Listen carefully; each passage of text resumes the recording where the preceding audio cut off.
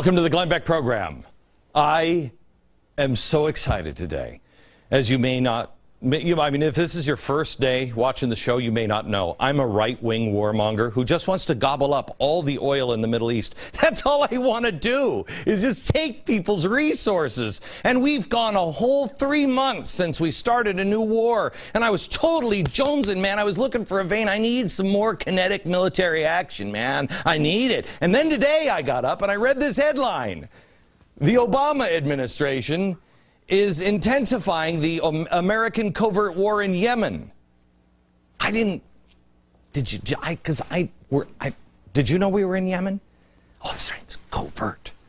Exploiting a growing power vacuum in the country to strike at militant suspects with armed drones and fighter jets. Well, that's fantastic. That's war number 4, hate mongers. War number, count 'em, 4. And it's a covert war, too. I like the secret wars. Congress, did you guys know about that one? No? Who's feeling a little out of the loop today? You are, yeah. No wonder Anthony Weiner had all that time to chat online and take pictures of himself. Oh, Congress is completely irrelevant, aren't they? The other thing I've been waiting for, haven't seen it yet, I thought war number 4 might push people over the edge today, but where are all the anti-war protesters? You remember those guys? I think we need to put an Amber Alert out for them, because they might have been kidnapped, they might be in danger. Because surely those lefties would be out there holding protests against yet another war.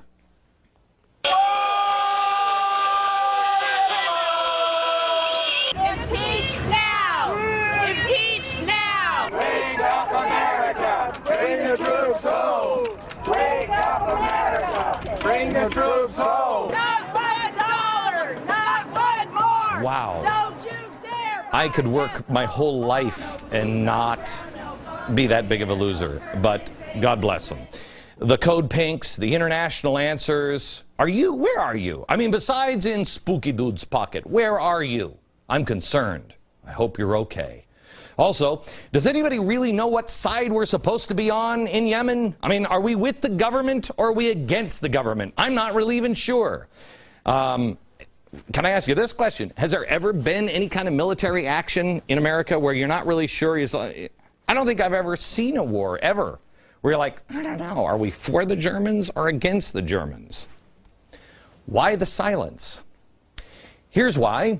Do you remember the Weather Underground, the manifesto? We showed you this about a year ago. We showed you this manifesto, and I said to you, whoa, if you read this thing, it's exactly what this country's doing now from the administration. Let me just read this again. 1969. The strategy which flows from this is what Che called creating 2, 3, many Vietnams. Che was so clever when he was naming things. To mobilize the struggle so sharply in so many places that the imperialists cannot possibly deal with it all, since it is essential to their interest. They will try to deal with it all, and it will be defeated and destroyed in the process.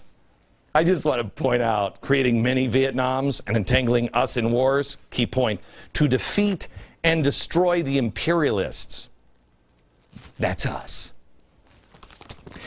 Now, what did the president say just last week when he was speaking in front of Chrysler? Listen carefully.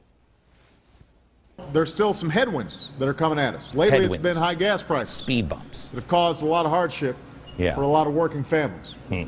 And then you have the economic disruptions following the tragedy in Japan.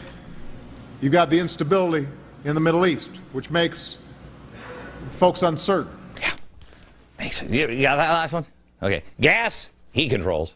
Oil, he's got that one. We're not really looking for anything. The other headwind, Japan, that's God's territory. And then, or at least now, until Cass Sunstein starts to regulate God. And then there was the last one, the instability in the Middle East. He says it causes uncertainty. Is that true? Absolutely.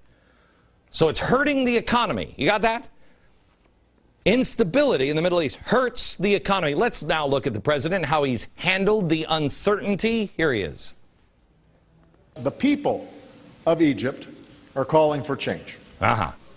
They've turned out in extraordinary numbers representing all ages and all walks of life. But it's young people who've been at the forefront. People just like you. Do you remember New that? generation. New generation. Just like you. Your generation. Your generation. Who want their voices to be heard. Yeah.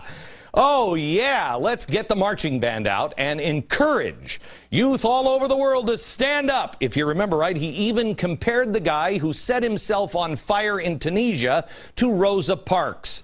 So that headwind might be coming from all of the hot air that he's blowing or all the stuff that he's sucking. He's engaging Libya in a war that he promises is going to last days, definitely not weeks. And here we are, 81 days later. How many days in a week? 85? Not sure. 81 days later, 20 days since the War Powers Act has expired. He promised no boots on the ground, and there are several reports that, yes, Americans have boots on the ground. Now, I don't know if we just dropped boots, but I'm pretty sure there might be feet and legs and people in those boots. But I'm not sure. The only reports we're getting are from that White House tried and true source, the jewel of journalism, Al Jazeera. And now the president has started another covert war going on in Yemen. Sounds like some of the headwinds of destabilization are coming from this White House. He's acknowledged uncertainty is hurting our economy. So why is he continuing to make choices that lead to more uncertainty? America, I think we're headed for real trouble because the excuses are not working on the American people anymore. He's starting to do that whole, no, these aren't the droids you're looking for. And nobody's buying it.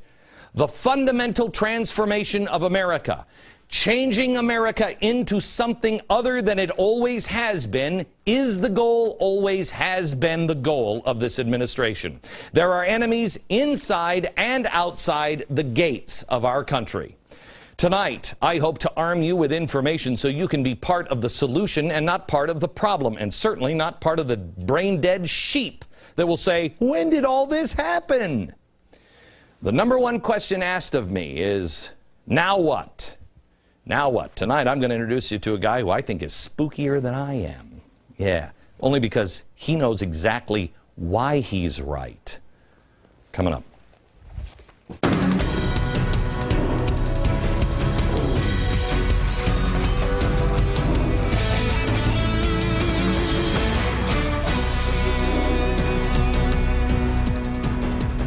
Oh, hello, America. According to a new Rasmussen poll, only 24% say they have similar views as President Obama. 24%.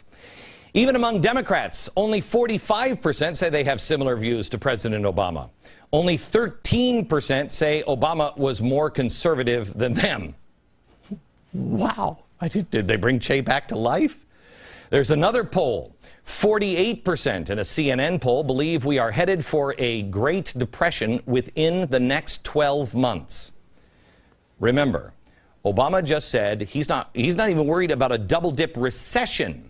Only 24% share that view, and that number has plummeted 15% in just the last few weeks. So here's my question. How long will the advice to prepare be ridiculed and mocked? I lived in Florida for a while. I lived through a couple of mild hurricanes. I lived in Tampa. When a storm is coming, you board up the windows. Even if you suspect the storm's not going to, hit you directly, if it's coming in your direction, you board the windows up. You prepare just in case. I can't imagine anybody in Joplin that had a storm cellar that said, you know what, I'm going to sit out here on the roof and just watch the pretty sky. You go into the storm cellar. Do we not learn anything from our grandparents? They used to can food this time every year. Have you gone to BJ's and bought some extra groceries yet?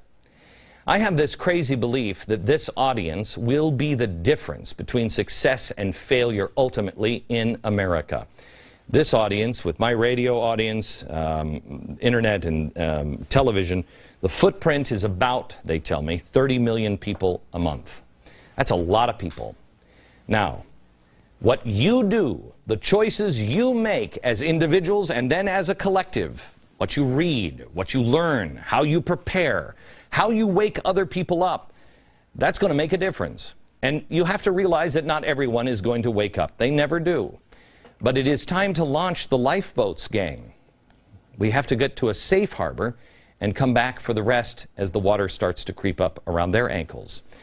We are, at this program, at the last 14 days of broadcast here at Fox. It has been an amazing ride. And people have asked me, okay, what are you going to do next? Why are you leaving Fox? Why are you going to... Because I believe, first of all, we've captured lightning in a bottle here. But it is time now for me to change what I do and be much more specific and roll up my sleeves. Specific on the things that we can do together to save our country. Over the remaining broadcast time that we have here at Fox, we are going to go over some of those things. And you can go to glennbeck.com for any more additional information on how to be a part of a solution. We are Americans, and we need to be those people of Wilmington and Joplin. When, and God forbid, if tragedy comes, tough times will come. But the people in Joplin and the people in Wilmington, they didn't just sit around and wait for the FEMA trucks to bring in some food. People came from near and wide to help. We did it together as Americans. Individuals did it, one by one. People who didn't even have a clue, they just said, I got to get into the car, I've got to go help. Some people loaded their car with groceries, some people were leaders, other people just were hands to help. We have to stop looking to the R's and the D's for our solution. Skip the middleman. It's not the way the system is structured in life anymore. Stop wasting time trying to call the switchboards at Congress. They're very busy doing whatever it is they now do behind closed doors. Maybe some of them are texting, I'm not sure. I hear one of them is a very good photographer. I wonder if maybe it's time to stop painting more signs, unless those signs say, help this way. You have to begin preparing for the storm, but not just for you or for your kids or grandkids, but for your neighbors and community. And if the storm doesn't come or if it bypasses us, oh well, we'll all be stronger for it. And if it does come, you will be a lifeboat for others, a shelter for others. America needs leaders, not sheep. We need people who are ready to get to work. Of that 48% who now believe a Great Depression is coming in the next 12 months, of that 48%, how many have boarded up their own windows? How many have done anything to prepare? And how many are just saying, yep, I think one's coming? There are a lot of people who say that they don't know how. That's one of the things we're going to try to address tonight. But you can begin by learning the lessons of our grandparents and our great-grandparents. You do the simple things. You don't have to bring 5 random families into your house and cook dinner for them every night. You think of Joplin. People came in and donated what they could. They helped in whatever possible way they could. A shirt, a meal, water, a teddy bear. You start with what you can control, and you can control yourself. Be better at your job than anyone else in your company. Be the man or woman who's the last one to be fired because they just can't afford to lose you. And trust me on this one, because I've learned this myself. Get over yourself. You're not as good as you think you are. If you own a small business, don't cut corners. Do the right thing for your customers. Do the right thing for your employees. Be on the up and up, not only in business, but all personal life as well. Learn from Anthony Weiner. Be honest in all of your dealings. Know history and know the Constitution. Understand what it is and what it created. The miracle of freedom really is just that, a miracle. I started reading this book over the weekend. The Miracle of Freedom, the 7 tipping points that saved the world. This thing is unbelievable. It's one of the best history books I have read. This should be on everyone's shelf.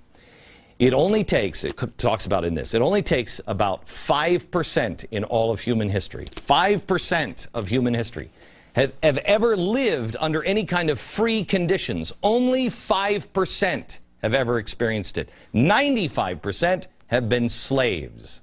Percent have been slaves. we are letting this slip through our fingers because we've grown lazy, stupid, apathetic, or too trusting of people in power. Wake up. Know the Constitution. What if 48% of the people are right? And we do slip into a Great Depression. I think, honestly, it could be a Great Depression, because the longer you prop something up, the deeper the problem becomes. We showed you earlier this week all the economic and housing stats that are actually worse now than they were in the Great Depression. We probably would have hit a Great Depression at the TARP point. What does it look like today? But if they are right and the economy tanks or even worse, what happens then? What happens when grocery stores either have no food or it's so expensive that no one can afford it? What happens when unemployment and energy prices necessarily skyrocket, to quote the president? Have you ever seen a grocery store when you say a snowstorm is coming or a hurricane is coming? The shelves are wiped out. Shelves are empty. People can laugh at you or at me all they want. I don't care anymore. How many days do people go without food or money before they begin acting erratically? James Carville said civil unrest, if the economy keeps tanking, is imminently possible. I agree with him. He is right, even though he called me a crazy man when I said the same thing over a year ago. When unrest hits home, as it will we be the people of Joplin and take care of ourselves without waiting on the government? Or will we turn on each other, and will we beg the government to do whatever they have to do to save us, take care of us, and inevitably control us? We have to be more free at the state and local level. We have to be more independent. And dare I say it, we have to be more religious, but religious in the way Ben Franklin talked about religion. In 1790, Yale University asked him, "What is the American religion?" And he said, "Here is my creed. I believe in one God, creator of the universe, that he governs it by his providence, that he ought to be worshipped, that the most acceptable service we can render to him is doing good to his other children." Gang, that is the American religion. That's it. It's not happenstance that we're the most charitable nation to ever walk the face of the earth. It's our American religion. We have to find that within ourselves and prepare to be that greatest American generation yet again. Tonight, I want you to meet a guy who is, I think, one of the smartest guys out there. You will meet him, and you will be, at first, you'll be like, "Oh no, please make him stop talking because he scares the crap out of me." And then you'll be glad you met him, because I think he's going to help you clarify in your mind what's coming, and possibly it'll give you some ideas on some things that you can do. You'll meet him when we come back.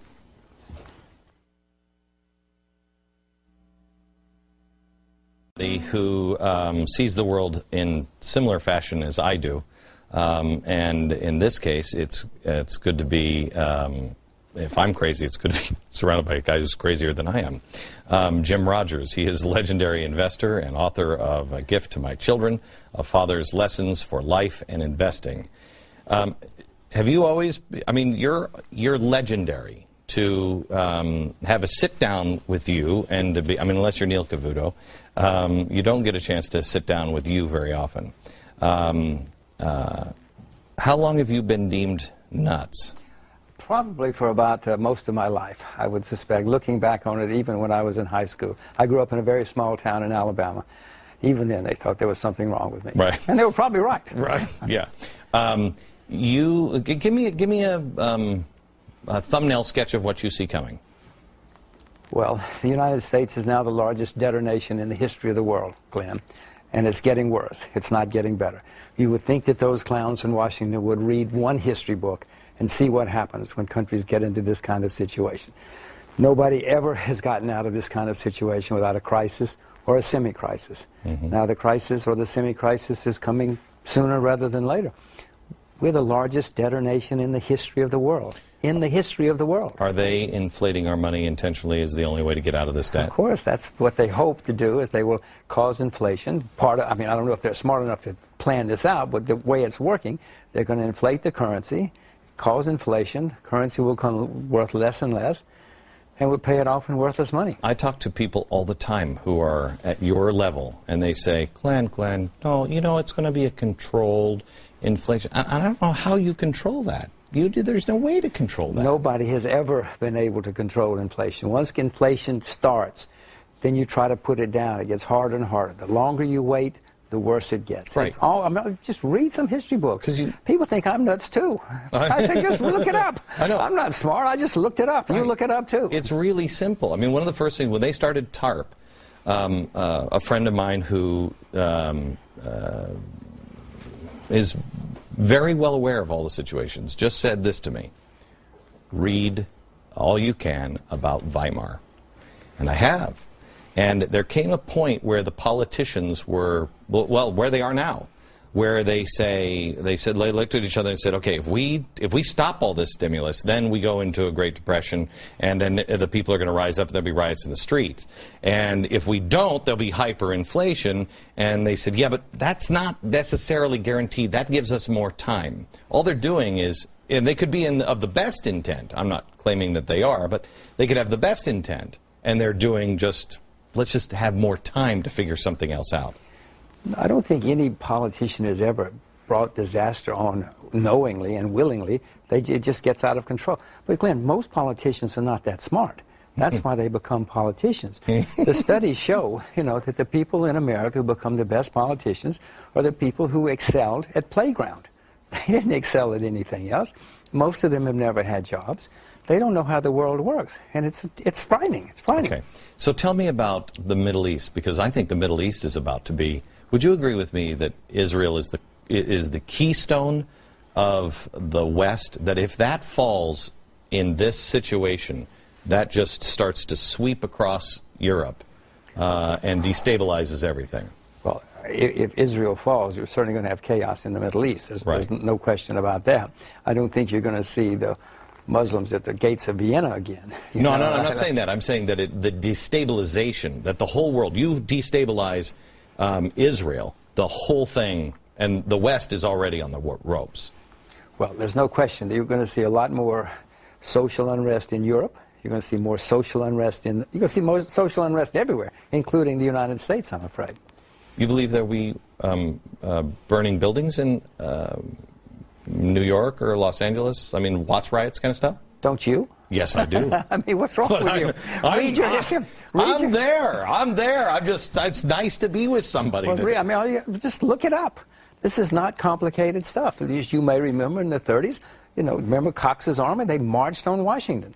You had people marching on Washington in the 30s and camping out around the White House because they were really angry and very upset. Now, in the 30s, America was much more disciplined. It's very unlikely, but in this decade, America's not nearly as disciplined as we were in those days. Now everybody expects a free lunch. In the 30s, nobody expected a free lunch. They were willing to work. They were willing to do whatever they could to get money and food. We don't have that nation anymore. So let me just go tick off a couple of other things here first. Is gas going up because we're printing money, or because OPEC won't produce more? No, gas is going up in the first place because we're running out of known reserves of oil. The IEA, the International Energy Agencies, are going around the world pleading with people to listen. Known reserves of oil are in decline. And then you have the central bank in the U.S. throwing gasoline onto the fire. So we have shortages that are coming, but then you have Mr. Bernanke down there printing money as fast as he can, and that, of course, leads to inflation. It always has. This is not brain surgery. Just look it up. How did the Gulf and the BP thing affect the United States and our future on fuel? Well, it was certainly a disaster what happened. I mean, I'm from Alabama, and I certainly know a lot of people who suffered on the Gulf Coast when all that happened. But the unknown consequence, or the unintended consequence, is now we're not drilling. We're not drilling for oil in a nation which is running out of oil, at least known oil, and we're not drilling. Have you seen what the regulations are doing now to coal, what they're talking about now, that it's going to make the... No, everything is going to be much more expensive. They don't seem to understand we're running out of known sources of energy. And unless we do something quickly, very quickly, prices of gasoline and oil are going to go through the roof. Like what? Like drill. Like drill. The main thing we need to do is to drill for oil. We've got a lot of oil in the United States, apparently, but nobody can drill for it. Okay.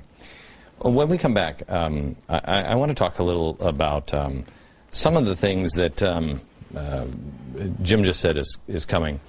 Now I want to kind of take him to okay. So what do you do if you're somebody with just a 401k, or you're not a billionaire that can move your money offshore, et cetera, et cetera. And I've asked Jim before we went on the air to come up with a few things. Recommendations to parents or to grandparents, to college students. What should you be doing? And also, I want to ask him a little bit about what he said. I read that you said that you believe the dollar is over, and it could happen in the next 5 months. He's a spooky dude. I said it could happen in the next 5 months. I didn't say it was going to happen. It could happen in the next 5 months. And then I want to talk to him a little bit about food and farmers, and some stats and some ideas on farming that I've never heard anyplace else. Coming up.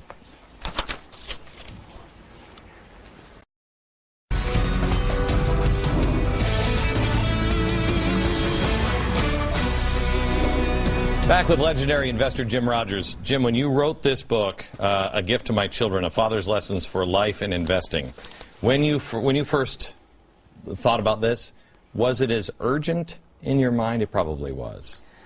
Well, actually, that book started, I was very against children. I never wanted to have children. I thought children were a terrible waste of time, money, energy. I felt sorry for people who had children. My friends who had children, I said, you poor saps. I was so wrong. Totally 100% wrong about children. Children are so wonderful and so much fun. So this little girl came along and just blew me away. So I had another one too, because I thought it was so much fun. In fact, if there's anybody here who hasn't had children, go home and get on with it. I promise you, because take a day off if you have to. Or, well, no, don't take a day off these days. Yeah. Go home for lunch. Anthony Weiner go home for lunch. Let's move off of that. But yeah, let's leave that alone. Yeah, let's leave that alone. But so I started writing down things that I thought I would want to tell her when she got older. And then a reporter called me and started asking me, what do you teach your children? And she wrote an article, and one thing led to another, and here we have a book. Because the things that you write on in this are, it's what's amazing is it's common sense. It used to be. It's the things that my grandparents and my parents used to say. Above all, be ethical. Save. Focus on what you like. This is where I kind of want to take it here for a second on I am a big believer in education, but George Washington was self-educated. You don't have to go through to an Ivy League school and spend $300,000, because you're not going to get the return on that investment most cases. Sometimes you will. Most cases you won't. And people don't understand that they start out looking for the money. Money, do you agree with me? Money is a byproduct. You focus on what you love to do and create, and the money comes secondary. The money will follow, yes. If you do your job and do it better than anybody else, the money is going to follow you. I tell my little girl, she's only 8, but I say, look, if you want to be a gardener, Daddy's going to bite his tongue and say, okay, become a gardener. Because the people who do what they want never go to work. They wake up every day and start having fun. They can hardly wait.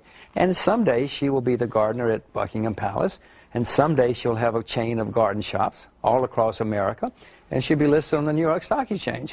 Everybody will say, we always knew you'd be a good gardener. Right. But she doesn't necessarily even have to have that, and she's complete inside. Oh yeah, no, that's what I mean. Even if she's not on the New York Stock Exchange, right, she's going to be happy. Right. Very happy. Right.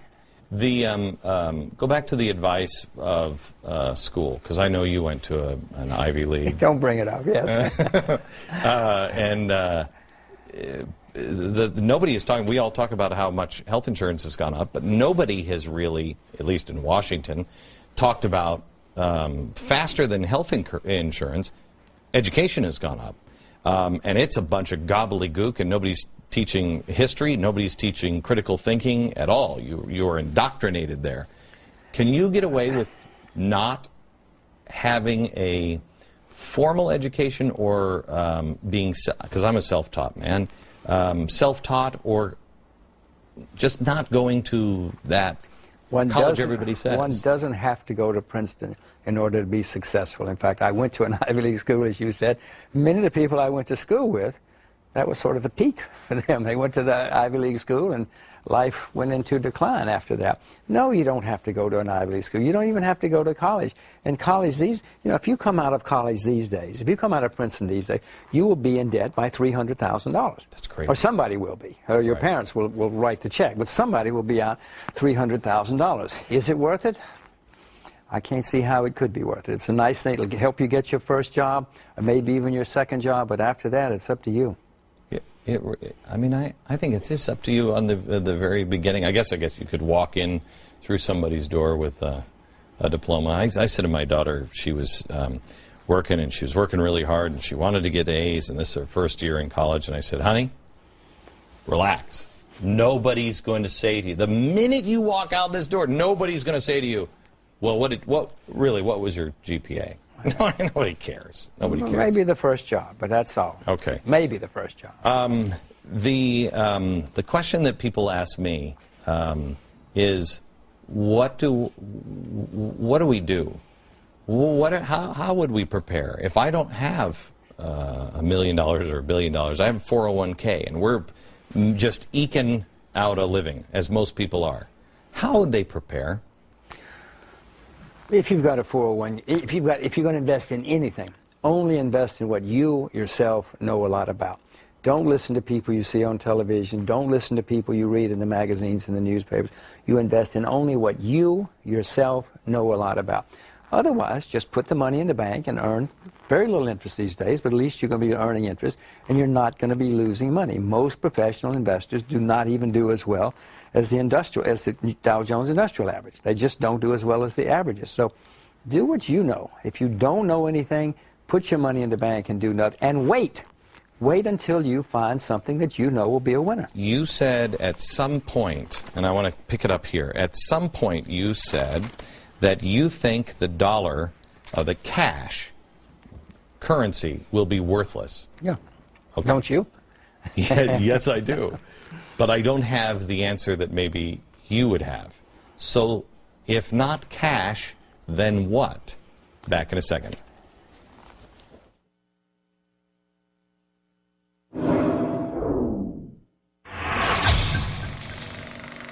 Back with Jim Rogers. He has a book out called A Gift to My Children, A Father's Lessons for Life and Investing. And when you listen to what he says about what he believes is coming in the world, and especially America, it's hard to put together what he writes to his children. Don't panic. Well, don't panic. Keep your head clear, because when everybody else is panicking, you've got to be able to take decisive action and the correct action. Very few people do the right thing when they're panicking. So what is the correct action when somebody says the dollar is going to be worthless, currency will be worthless? Well, first of all, people need to do their homework. Don't just sit here and listen to me on TV, right. I promise you. You've got to understand yourself what's going on. But the way historically you've protected yourself is you own real assets, whether that's silver or rice or, real things, natural gas. The things that go up in price when currencies go down are real things. And if you understand them and you can invest in those things and you know enough about them to invest in them, that's how you protect yourself, and you might make money. And you learn about investing abroad. What do you mean? Well, you learn about having some of your assets invested in other countries. Everybody should have some money invested in...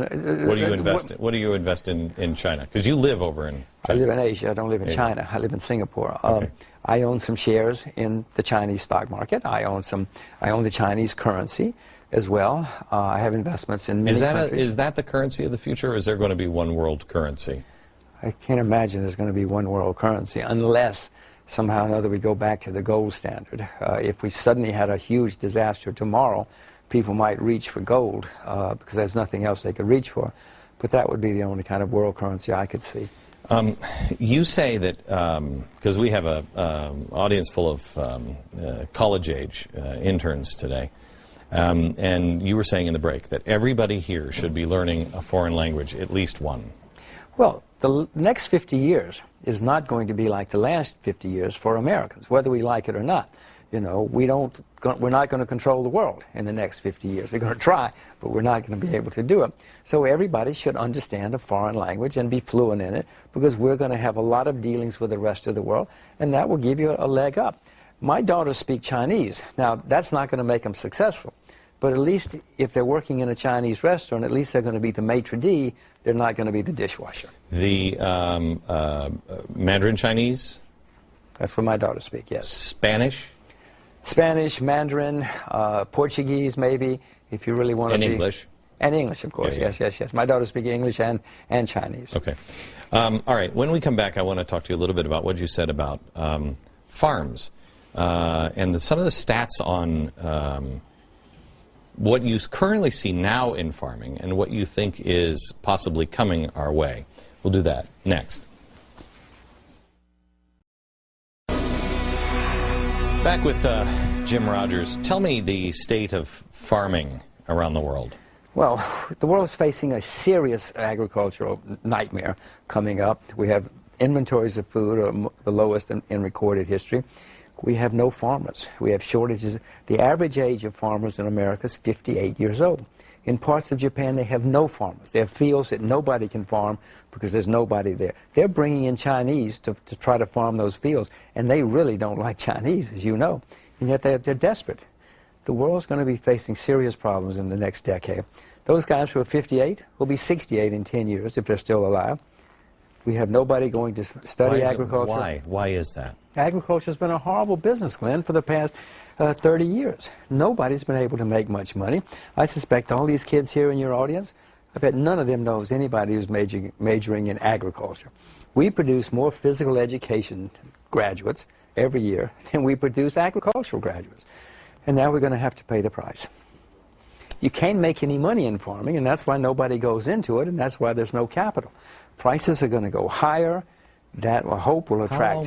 How long before that happens? How long does, if you're sitting here watching and you're like, okay, I've watched the Glenn Beck program for a while, and he's been trying to scare all the old people to death for the last 2 years, and he does it just because I guess he hates the president or whatever their excuse is. But now I hear you.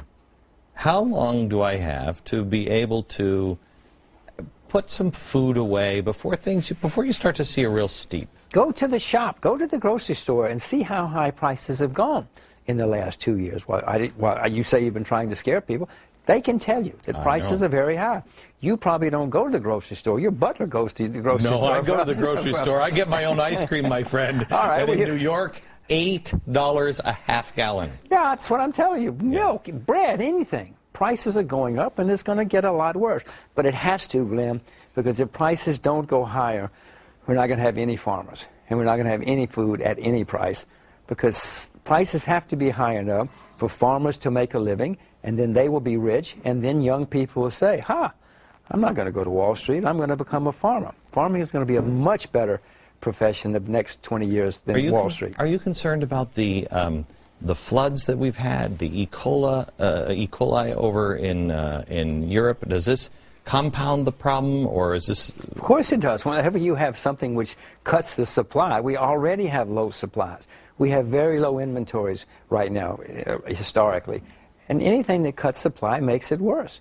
Prices are going to go much, much higher. Protect yourself. I plead with you, protect yourself, because it's going to get worse. I said to Jim, I said, somebody told me to buy water, and he said, no, don't own water, because then you'll be like the oil company is now. How dare you be somebody who's trying to keep this water? They will call you an evil speculator, and they will hang you in the street. But if you can figure out a way to provide water, to purify water, or transport water, or discover water, they'll build a monument to you in the public square. No, you don't want to be an evil speculator. Then they'll come after you. Back in a minute.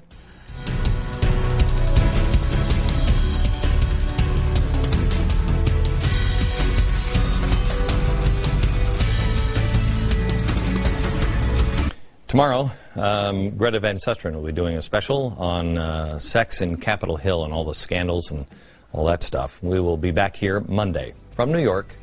Good night, America. It is essential to their interest. They will try to deal with it all, and it will be defeated and destroyed in the process. I just want to point out, creating many Vietnams and entangling us in wars, key point, to defeat and destroy the imperialists. That's us. Now, what did the president say just last week when he was speaking in front of Chrysler? Listen carefully. There's still some headwinds that are coming at us. Lately, it's been high gas prices. Speed bumps. That have caused a lot of hardship for a lot of working families. And then you have the economic disruptions following the tragedy in Japan. You've got the instability in the Middle East, which makes folks uncertain. You got that last one? Okay. Gas, he controls. Oil, he's got that one. We're not really looking for anything. The other headwind, Japan, that's God's territory. And then, or at least now, until Cass Sunstein starts to regulate God. And then there was the last one, the instability in the Middle East. He says it causes uncertainty. Is that true? A little out of the loop today. You are, yeah. No wonder Anthony Weiner had all that time to chat online and take pictures of himself. Oh, Congress is completely irrelevant, aren't they? The other thing I've been waiting for, haven't seen it yet, I thought war number 4 might push people over the edge today, but where are all the anti-war protesters? You remember those guys? I think we need to put an Amber Alert out for them, because they might have been kidnapped, they might be in danger. Because surely those lefties would be out there holding protests against yet another war.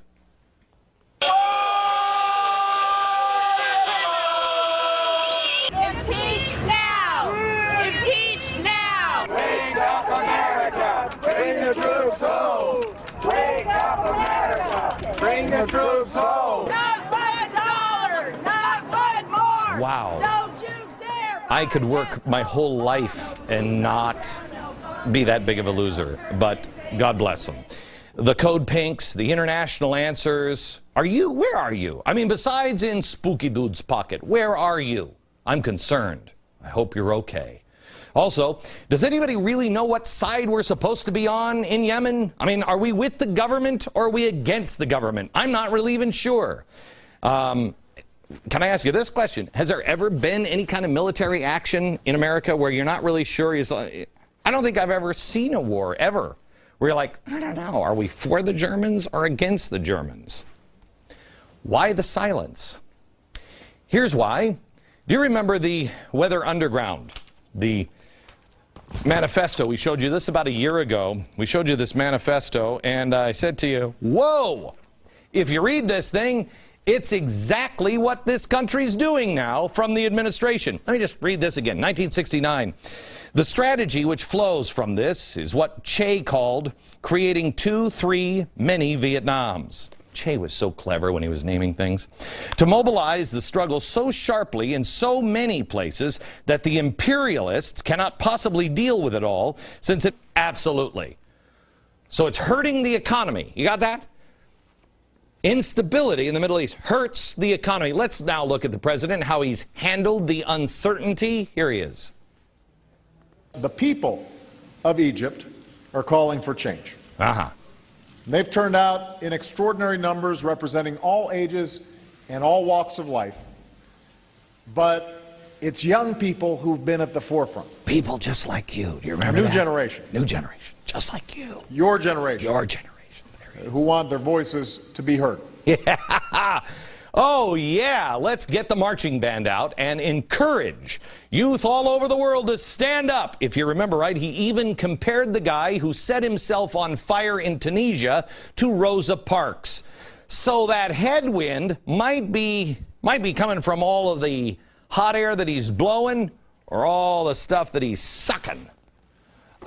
He's engaging Libya in a war that he promises is going to last days, definitely not weeks. And here we are, 81 days. Welcome to the Glenn Beck program. I am so excited today. As you may not I mean, if this is your first day watching the show, you may not know. I'm a right-wing warmonger who just wants to gobble up all the oil in the Middle East. That's all I want to do, is just take people's resources. And we've gone a whole 3 months since we started a new war. And I was totally jonesing, man. I was looking for a vein. I need some more kinetic military action, man. I need it. And then today I got up and I read this headline. The Obama administration is intensifying the American covert war in Yemen. Did you know we were in Yemen? Oh, that's right, it's covert. Exploiting a growing power vacuum in the country to strike at militant suspects with armed drones and fighter jets. Well, that's fantastic. That's war number 4, hate mongers. War number, count 'em, 4. And it's a covert war, too. I like the secret wars. Congress, did you guys know about that one? No? Who's